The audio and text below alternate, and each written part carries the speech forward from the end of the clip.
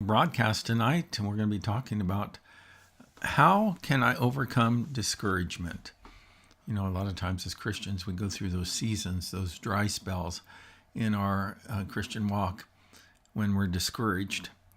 And and certainly, you know, that can come sometimes from circumstances, what's going on in the world around us, or through our own personal experiences in life. And so we want to take a little bit of a deeper look in that in tonight's discussion. And I have my guest with me here this evening. And so, Janice, hello. Hello. My partner in crime.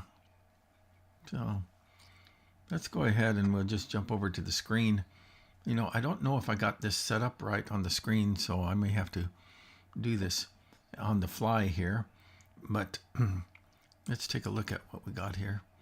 No, I don't have it set up right, so it's going to be, I'm going to put you up here with me at the top here. Yep, that's not it. Maybe off to the side. How about that? There we go. All right, good enough. I'll take out some of these other. Oops, that was me. Sorry. I'm just all completely out of control. I'm trying to do this as we go along. And what we want to talk tonight about is how can I overcome discouragement. I do want to take that one other image off of there, and there it is. There we go. Okay. So how about your thoughts just as we begin to plow into this lesson? Any thoughts about this topic itself in general? I suppose it's something that we all experience. Yeah, you know. So how about for you? Can we just go and talk about it as we go? Yeah, why not? I've been around enough to know when you're giving me a hint. And that wasn't even subtle. So, all right. So let's go through the slides, and we'll just alternate on those. Would you be able to see your screen well enough to read? Sit really close like this, yes. Okay. All right. Well, why don't you take the first one, and then I'll take the next one. Okay. Sometimes the fire of your spiritual passion died down. Sometimes God feels distant. Sometimes you get discouraged. What then? What can you do when you don't feel like you're much of a Christian, if a Christian at all? How can you overcome discouragement? These 6 practical steps may help you to rekindle your spiritual fire. Okay. Take inventory. Sometimes you don't feel close to God because you aren't close to God. Walk in the light as He is in the light. That's the best way to ward off spiritual discouragement. And when you stumble along the way, take John's advice. If we confess our sins, He is faithful and just and will forgive us our sins and purify us from all unrighteousness. 1 John 1:9. Believe in God's promise of cleansing, and you will keep your emotions from getting the best of your faith. How can I overcome discouragement? Know that it's going to happen to you. Some of the best of God's people suffered bouts of discouragement, so it's not surprising that it happens to the rest of God's people too. David, Elijah, and Paul all knew discouragement. Paul even says in 2 Corinthians that the hardships he suffered while in Asia caused him to despair even of life in 1:8. Just because you're having a difficult time with trying circumstances doesn't mean you're a bad Christian. As a Christian, expect showers of blessings and occasions of drought too. Keep connected. Here's where too many Christians go wrong. Instead of staying in touch with God and His people, they often pull back in times of discouragement. Big mistake. The writer of Ecclesiastes says, 2 are better than 1. If one falls down, his friend can help him up. But pity the man who falls and has no one to help him up. Ecclesiastes 4:9 and 10. Stay connected with God and the people who can help you to get back up. Talk it out. Talk out your discouragement with God. That's what Paul means when he says pray continually in 1 Thessalonians 5:17. Never give up on prayer. Tell God how you really feel. Pray that He will lighten your load or give you a stronger back. And talk out your discouragement with God's people. Paul says, carry each other's burdens, and in this way you will fulfill the law of Christ, Galatians 6:2. You'll find that a burden shared is a burden lightened. Okay. Let yourself be accountable to others. Give some mature Christians permission to keep tabs on how you're doing. In your battles with discouragement, make allies of people who won't settle for your excuses. Wait it out. It's true. This too will pass. Decide that your commitment to God is going to last longer than your periods of drought. Then your spiritual fires will be rekindled. Follow these 6 practical steps and learn to overcome discouragement. So here's the first question, is that when are you most prone to spiritual discouragement? You want me to answer it? Yeah, why not? Because you're the You're the only one here. you're the only one on the broadcast. I'll Right. share my opinion in a minute, but I think for me, it's when life seems overwhelming and I'm not asking or believing that God is listening. Yeah. Yeah, and I think that for me, it's, obviously it's those times. I think it's also in times when I'm kind of running down a path where I feel that this is what God wants me to do, but then things blow up in my face. And, and I've made no secret about it that it's just part of my emotional nature to struggle with doubts and questions. And when I get to the place where I'm stuck and I can't find the answer, that can really be kind of wear on me.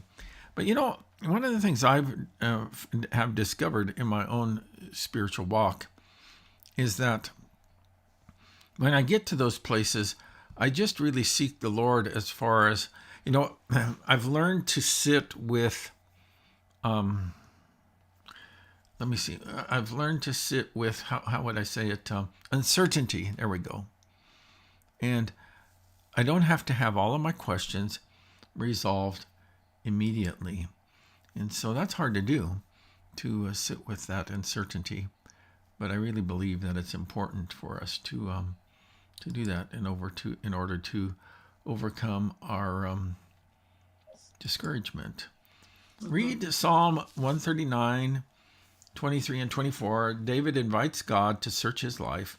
How might maintaining an open and transparent relationship with the Lord help ward off discouragement? Now, you read this passage to me tonight when we were driving back from the pizza joint, and you shared some of your thoughts about it. So why don't you read that passage?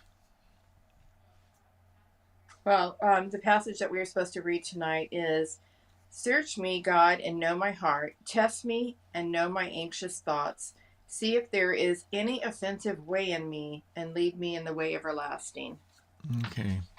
We're having some lagging issues with the broadcast, but I'm sorry, but I have people trying to call me. yeah. Put your phone on Do Not Disturb. So. Well, I turned my ringer off, but I didn't do the do not disturb thing. Yeah. Okay.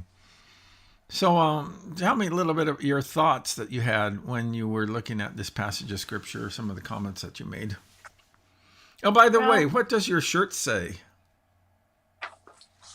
Oklahoma roots.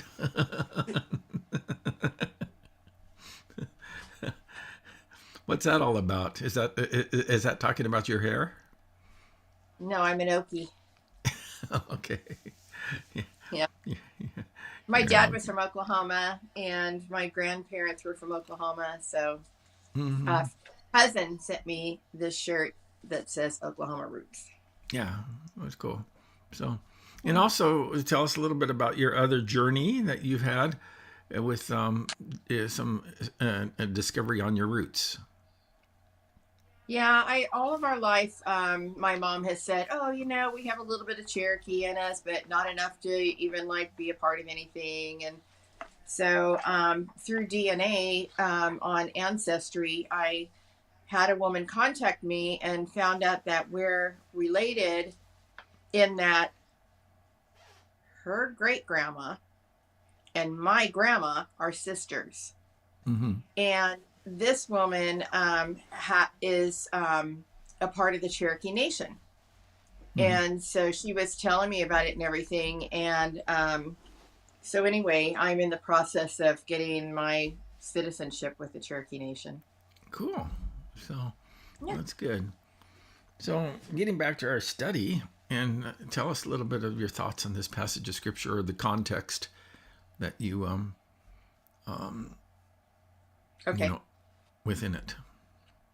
Okay. Well, first, I was thinking that David wrote this psalm, but then you were saying you didn't know for sure if he did or not. So, whoever wrote it, Mm-hmm. they they're talking about how familiar God is with us, and He knows our every thought, our every word that will come from our mouths before we say them. And He talks about how we're created in our womb, and that He knew us before we were formed, and all of this. And He's just in awe of God's love and care for us. And then, I read the verses about us searching Him and knowing our heart and everything. Well, I just decided to read a little bit around it, Mm-hmm. and so if you start in like in verse 18, he says, "Were I to count them, your thoughts, how precious they are to me, how if I were to count them, they would outnumber the grains of sand. When I awake, I am still with you."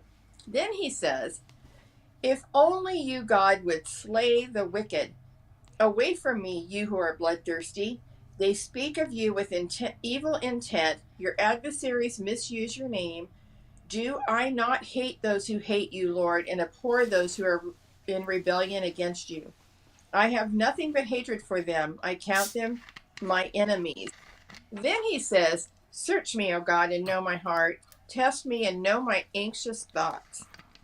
See if there is any offensive way in me, and lead me in the way everlasting." Yeah.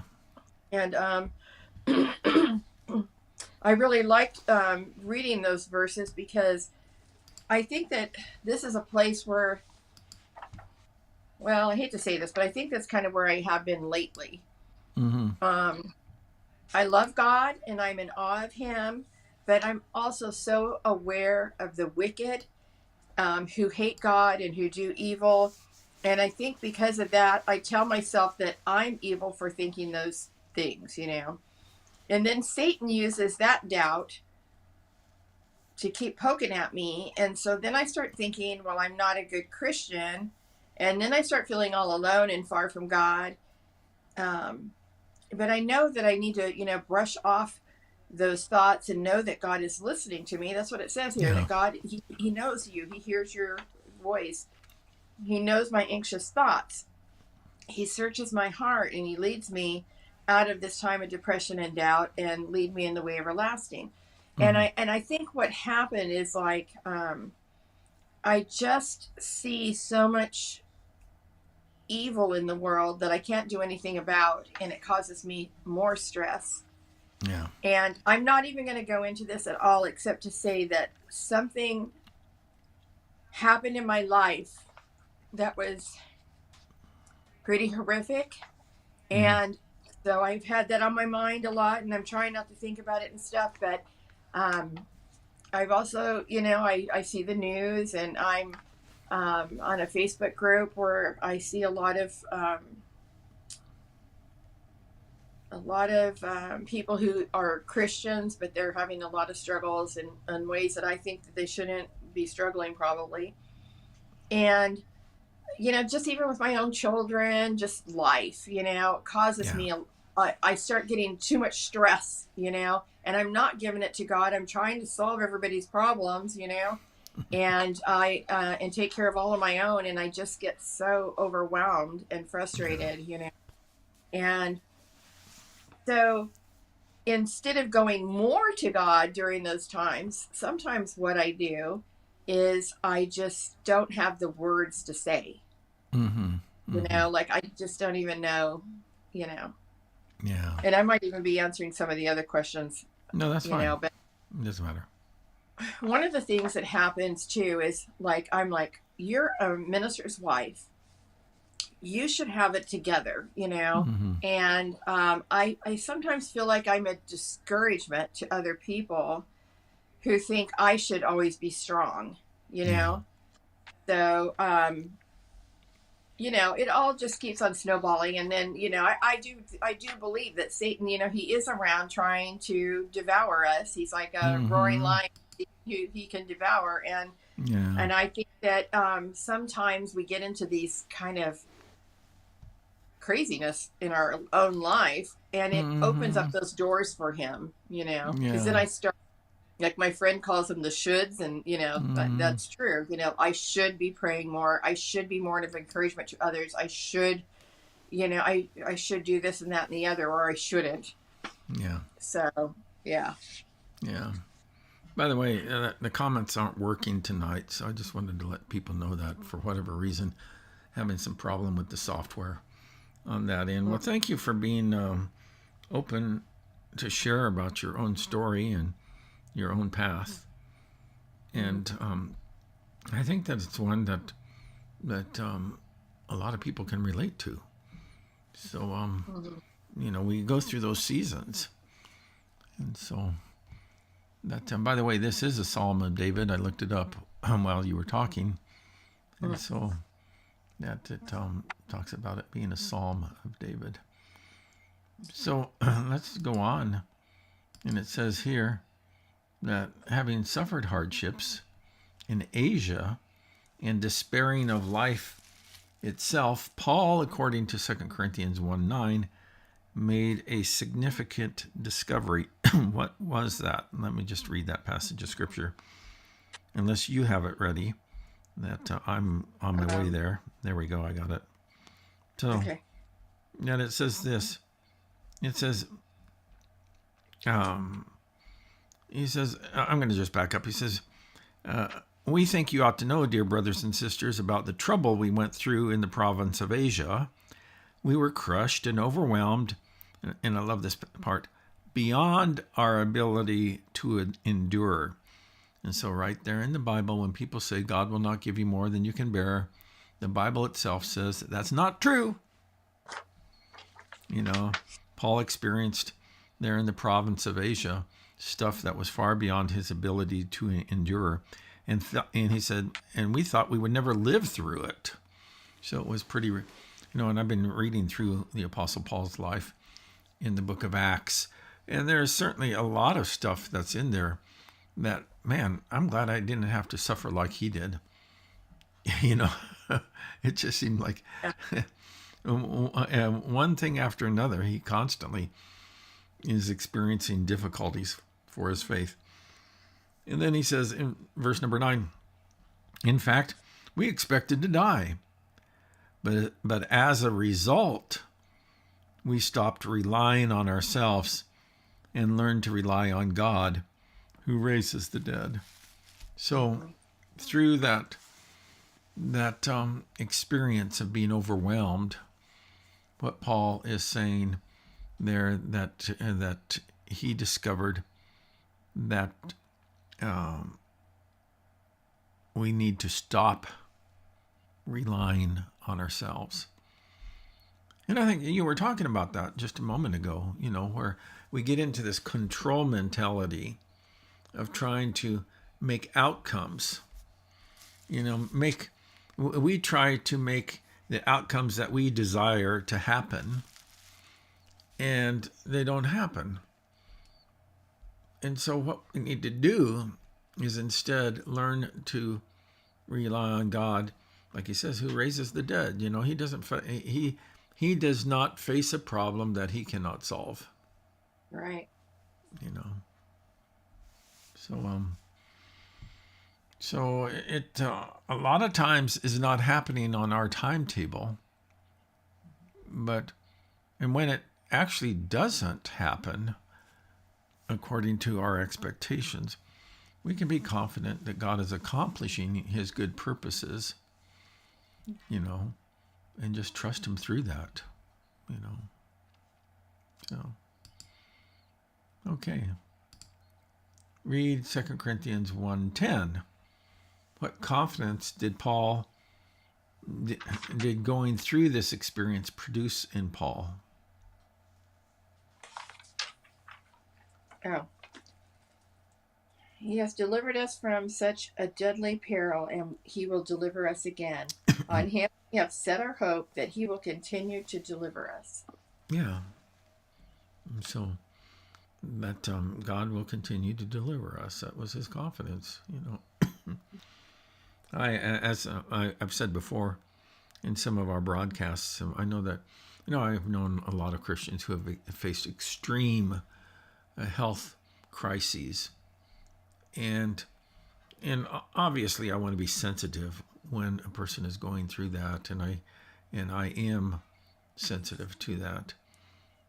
But one perspective to adopt is that God always heals the believer, because he will either give you a healing in this lifetime, or he's going to bring you into glory, which is his ultimate healing, which places us beyond the reach of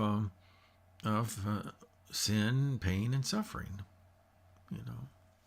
So it's good to have that hope and that confidence that we can have. And I think it is a good thing to remember that it says that he has delivered us before and he will deliver us again. And that's a lot of the reason why we can have that hope, is because we know he has delivered us, even us, before.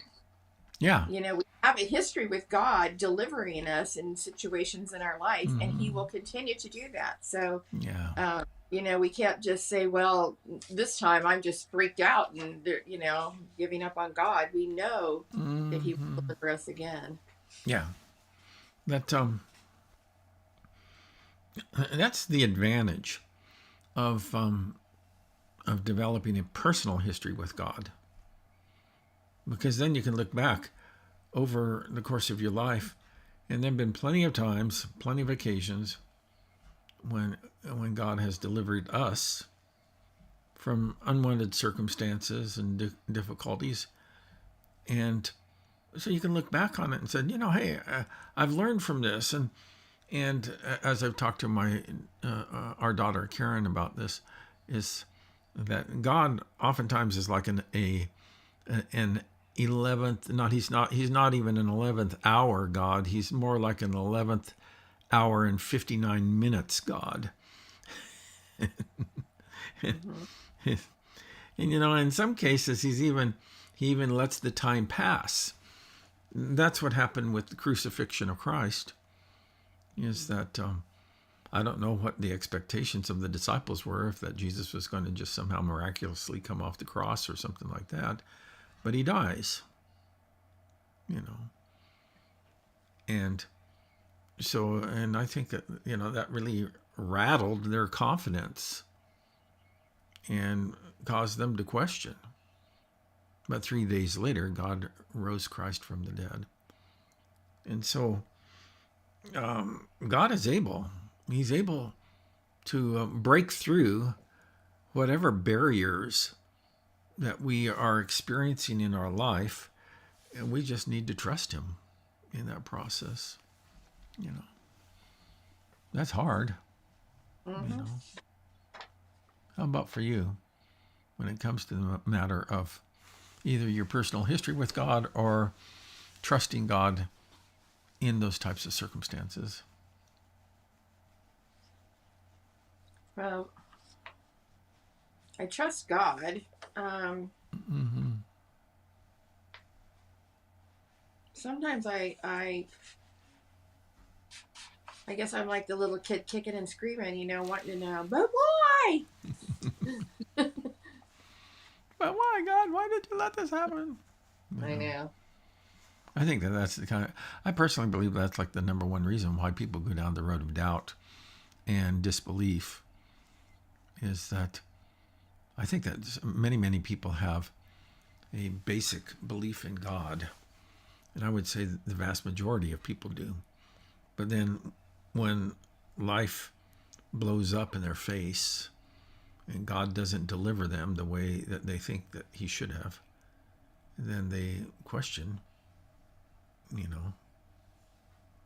his intent and his goodness and his existence even, So let's go on. Read 1 Thessalonians 5:17. We have it here in the Contemporary English Version, so you don't have to look it up. But it says, it reads, and never stop praying. Why do you think people stop praying when they're discouraged? I think that sometimes maybe I feel unworthy, to be discouraged or to complain about that, or too discouraged to think of words to pray. Yeah. Excuse me. But I know, that we need to keep on praying for God for help and to feel his presence and to grow in our faith. Yeah. I got a cough. I was going to mute you, but I didn't move my mouse over there fast enough. So. Oh, sorry. But yeah, I think that people stop praying oftentimes because of this. What's the use? It didn't do any good. And we think that prayer is just a means. I think that a very immature and naive understanding of God is that prayer is a means of manipulating God to get from him what we want. And sometimes it's a matter of God, please change these circumstances or change me. Yeah, and I think that's the big thing. A lot of times he doesn't change your circumstances, but he can change you. Yeah, and there's value. There's really value. I've been doing a lot of one-on-one coaching sessions here lately, and that there is a lot of value in going through pain. A lot of times, what we do is that we fail to draw from that circumstance the good that God seeks to bring to us through that, and then it seems a lot of times then we're back in school again trying to learn the same old lessons.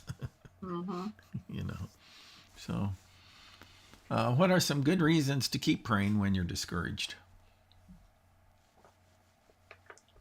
I think that we need to keep praying so that we can feel his presence, and grow in our faith.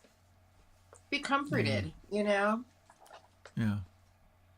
That to stay connected,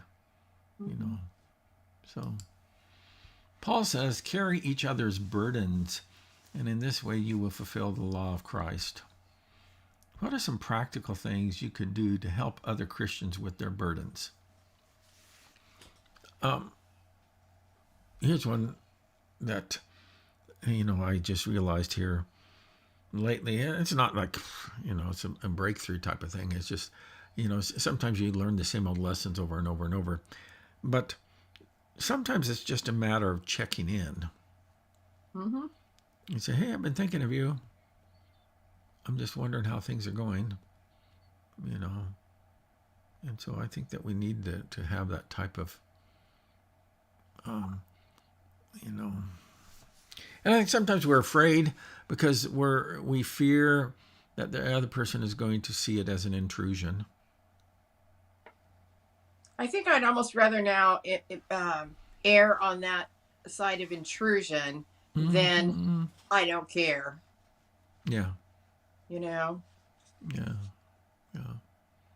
So I was thinking about that, and I was thinking people need to, including me, we need to learn how to listen. What? When someone is talking, we have to learn how to not be Job's friend.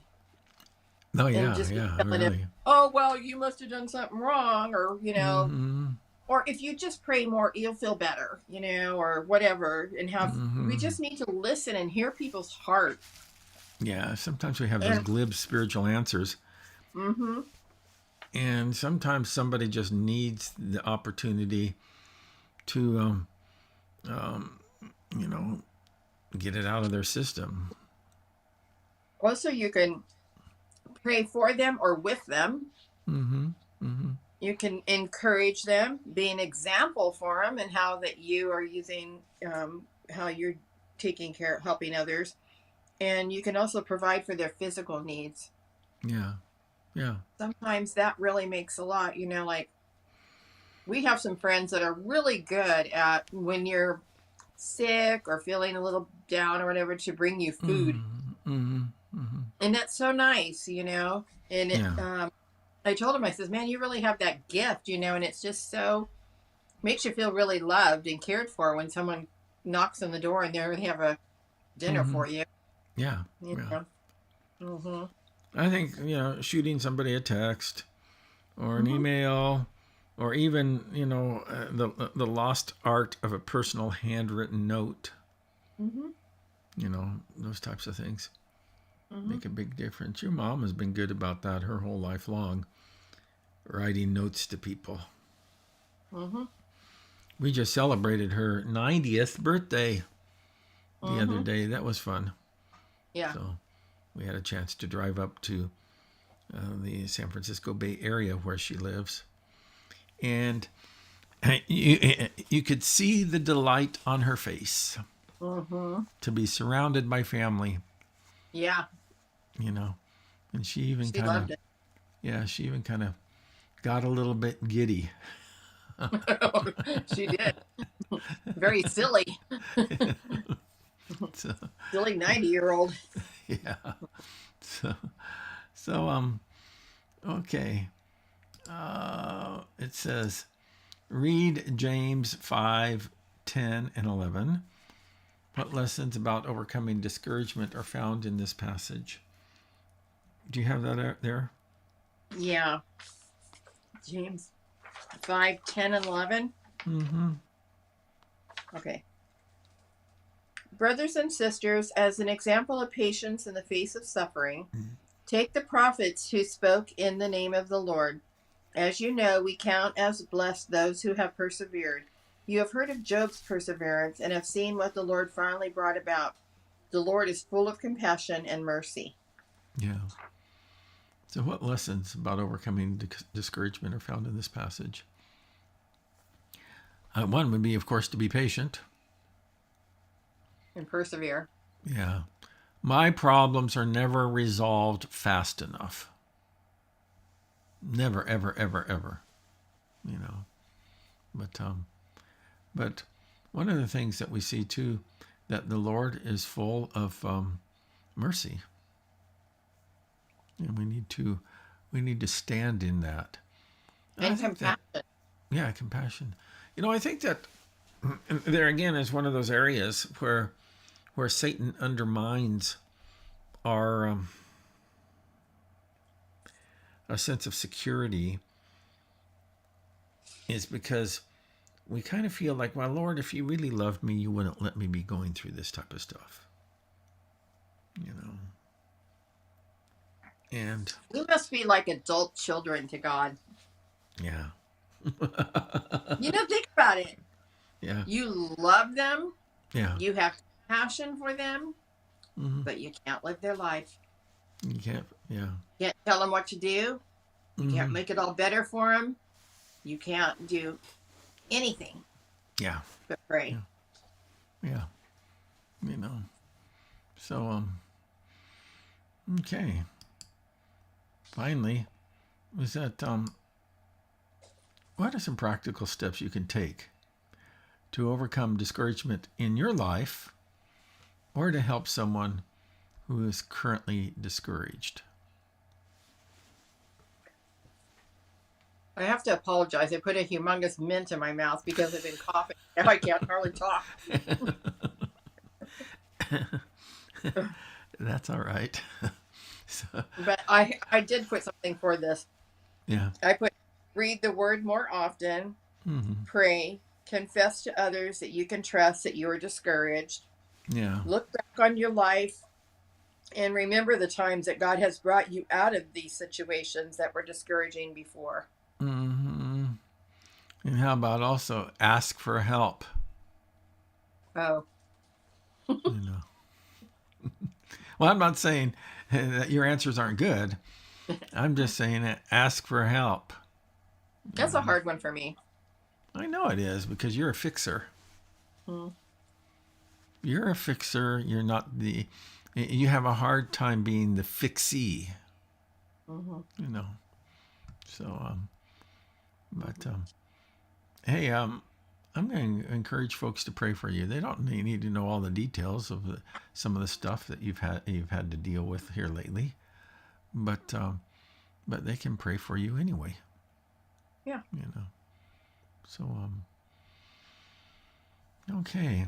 Well, let's go Be ahead good. and we'll wrap this thing up with our final few comments here. Let me get there. There we go. I'll start off, then you can do it. People sometimes say that God won't let you face anything beyond what you're able to bear. That's true if you're talking about temptation. God always protects us from crushing temptation. Paul says, "No temptation has seized you except what is common to man. And God is faithful. He will not let you be tempted beyond what you can bear." 1 Corinthians 10:13. But with trials, it's another story. To the same group of Christians, Paul writes, "We do not want you to be uninformed, brothers, about the hardships we suffered in the province of Asia. We were under great pressure far beyond our ability to endure." 2 Corinthians 1:8. Paul knew trouble that was beyond his ability to endure. Paul's statements aren't contradictory, but complementary. Yeah. Okay. With the promise that temptation will never be more than what you can bear, you can count on God's protection from sin. Sin is never inevitable. But with trials, you may face circumstances that stretch you beyond your limits. There, in your weakness, you may discover what Paul says, but this happened that we might not rely on ourselves, but on God who raises the dead. 2 Corinthians 1:9. God offers protection from sin and power for living. What more do you need? And so the next time that we meet, we're going to talk about how can I best manage my conflicts with others. Hey, I have a whole course on that, and so maybe what I will make it. Hopefully, I'll be able to get the comments fixed by next time around, and anybody who wants free access to that course, that I'll do my best to remember that, to grant them that. Anything that you would like to say before we wrap up tonight? Any thoughts about this? No. You know, here's what I would like to say in closing, is that the the fact of discouragement is a real challenge for Christians in their Christian life. It doesn't mean you're a bad Christian or an inadequate Christian if you're discouraged.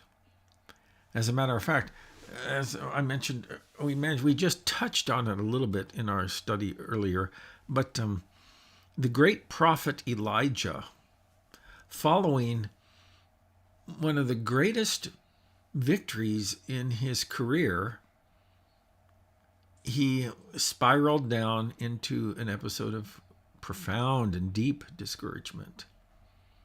So much so that he just wanted to die. Mm-hmm. And so if someone like who walks with God at that level experiences discouragement, as we see other people in the scriptures, the prophet Jeremiah, David, and different ones along the way. If we see these great giants of the faith who experience discouragement, then why should we think that we should get a free pass? And we're never going to experience that type of stuff, you know. So, Can I say something? no, you said you didn't want to say anything, and so go Well, you ahead. made me think of something.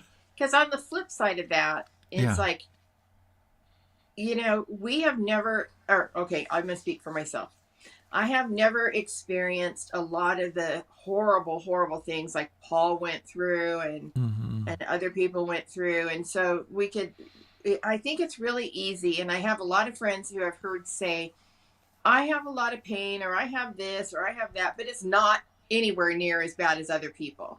Mm-hmm. Mm-hmm. I think we have to be okay with not feeling like our pain is not bad enough that we have to acknowledge it. Like Mm-hmm. your pain is your pain. Yeah. Even I've never been stoned. I've never gotten hungry. Many things that have never ever happened to me. Mm-hmm. But I still sometimes get discouraged, and I don't think that I have to say, well, what a big baby.